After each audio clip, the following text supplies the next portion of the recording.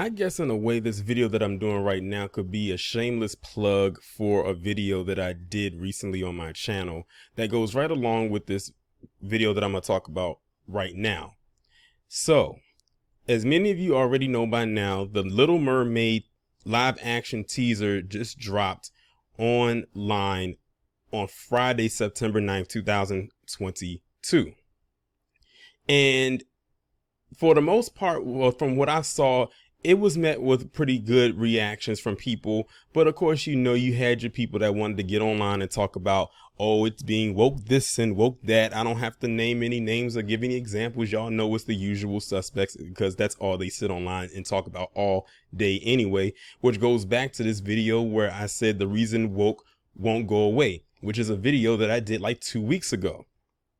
Like, this is like the blueprint. And I actually went back and looked at some of the comments that I didn't see that came in like maybe a week after the video was up, and people were really in high agreement with what I was saying. I even responded to some of you as well. But the tweet reads, the release of the Little Mermaid trailer did exactly what I knew the so-called anti-woke crowd would do, and that was make a series of videos about why it's so woke. Goes back to my original point of them not being able to thrive without quote unquote woke stuff. Like I said, they hate woke stuff so bad, but they can't stop talking about it because it gives them clicks, views, subscribers, followers, and most importantly, money if they're monetizing their content. So we're going to take a little journey with this thing. It's not just going to focus so much on the Little Mermaid or the casting of Halle Bailey in that part, but we're going to go a little journey because it's a pattern. By now, many of you already know what that pattern is, but for those of you who are unaware, you're about to find out what I mean. A lot of people who were having issues with Halle Bailey being cast as Ariel, because as you know, in the Little Mermaid original movie, Ariel is a PC character, blue eyes with red hair. And people had an issue with it because, of course, Halle Bailey is a black woman with brown eyes and brown locks. So they already had an issue with that already. But I wanted to know, what did the director of the movie say? Like, why did he cast Halle Bailey in this part? And this is his quote right here.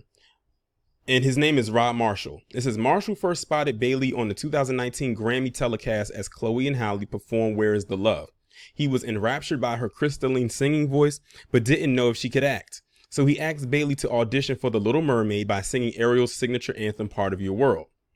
When she was finished, I was in tears because she's so soulful. And I'm going to actually talk about that in a second. Marshall remembers you could tell right away that she was able to harness Ariel's passion, her fire, her soul, her joy, and her heart.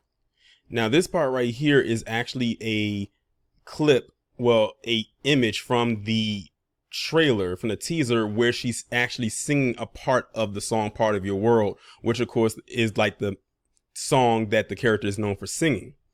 And what I noticed in a couple of the reactions that I was watching, because I like to always see what people think about or see what they have to say about certain things.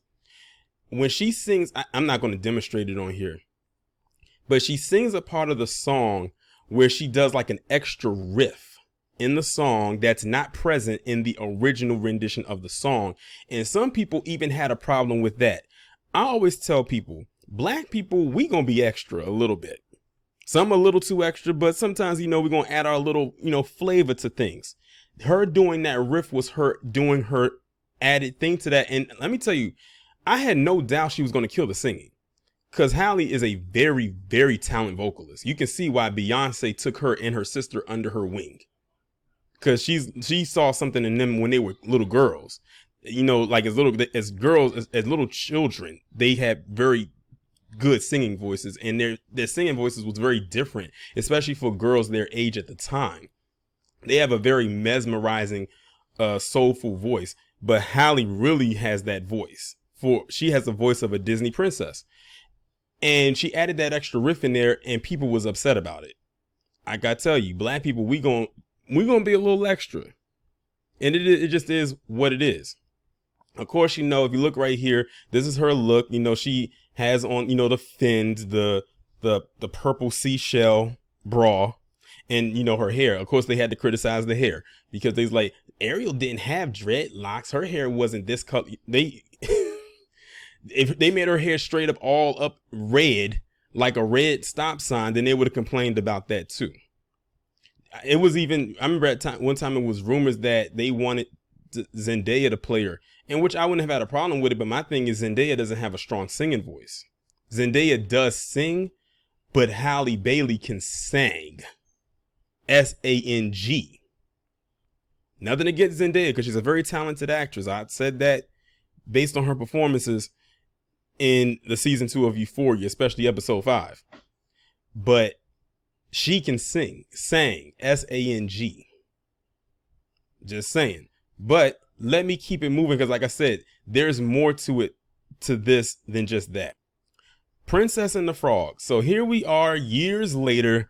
Black people finally, or black girls finally have their black princess, because the closest the black princess that black girls got was Princess Jasmine, but she was Arab, and Pocahontas, but she was Native American.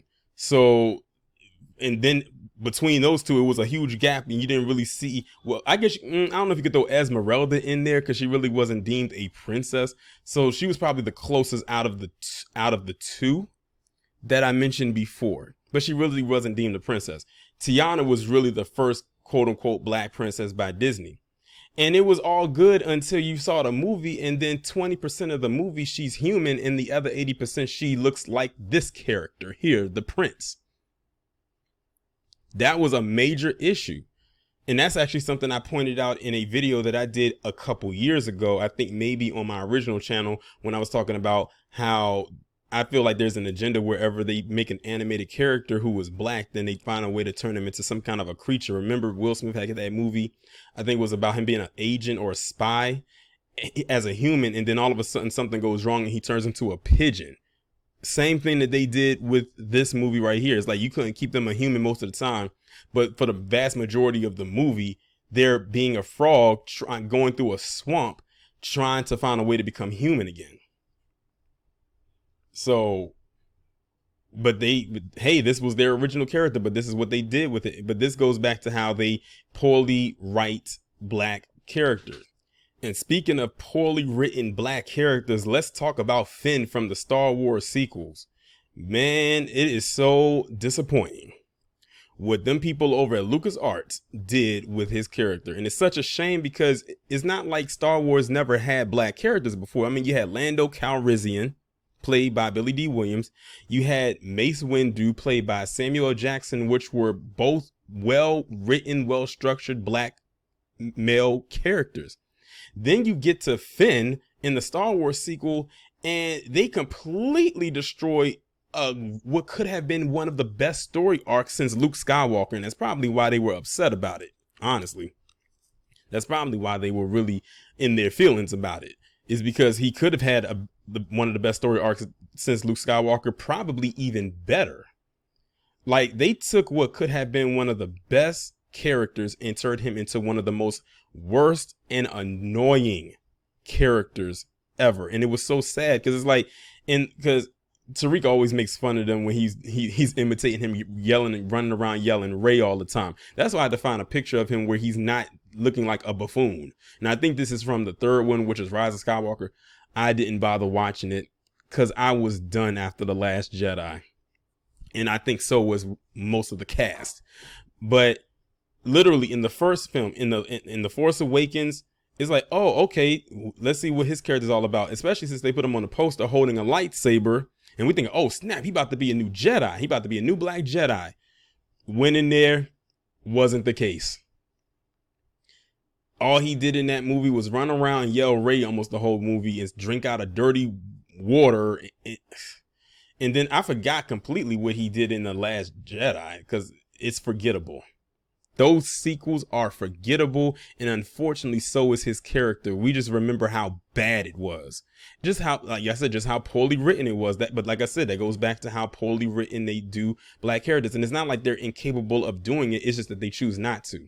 And speaking of Star Wars, we have the Reva character played by Moses Ingram. Now, y'all know I did a video about her a few months ago because everybody kept going in about her, how much they hated her and how ironic they really hated her. And she was like the only black character, well, only black female character on the show. Cause you know, you had, O'Shea Jackson, Jr., who was Ice Cube's son. He was in the show as well. They didn't really have any critiques for him, but they stayed honing in on her. Again, badly written character. A lot of people didn't or were not a fan of the way that she acted. I'll admit that some of her acting did feel a little forced, but I guess that's how they wanted her to act. But still, at the same time, it was cringe at most. But again, goes back to the writing and even the directing, because the director is there to tell you how and which way they want you to act in that scene. The writer is just the words that you have to say and recite. But you put those two together and you got this. But the hate that she got was astronomically ridiculous. I think we can all admit that. But again, it all went back to one thing when it comes to these characters. Between this character, Finn, I guess maybe the Princess and the Frog. I mean, I don't know what they were talking about at the time, but now even more so the Little Mermaid. And let's not also forget you had that little pipsqueak Ryan Connell getting mad because of the casting of good black people in the Batman, such as Zoe Kravitz as Selena Kyle, aka Catwoman, and Jeffrey Wright as Commissioner Jim Gordon. Oh, but it doesn't stop there. Remember how when Black Panther came out and it was such a big deal, like it was a really big deal, especially to like a lot of black people. And then the movie finally came out and did phenomenal at the box office. Probably one of the MCU's greatest solo films ever made. You had these PC butthurt individuals coming on saying everything from it was overrated to it was too woke. And the only part that they claimed was too woke was the Eric Killmonger part played by Michael B. Jordan because of the lines he was saying. And if you remember the lines in which he was saying, it resonated so much with black people. So they told on themselves then. Again, I keep telling people it can be the greatest thing and it can have the most phenomenal acting or entertainment when it comes to black people. But if they say something that relates to black people and the empowerment of black people, or something black people can relate to, and mainly only black people, they want to call it woke because a lot of the times they're not included in it. So if they're not included in something, they're going to call it woke.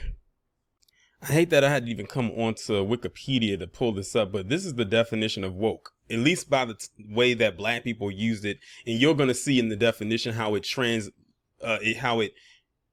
switch or transition into something else.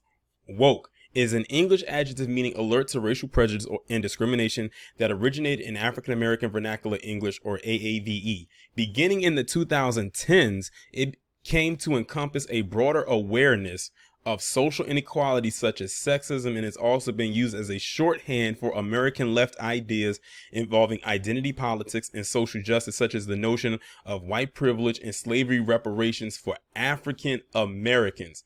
This part right here, where it says 2010s, that's when it started to transition. That's when around the time when it started to pretty much get hijacked and turned into what it is right now. Notice they keep saying shorthand for American left.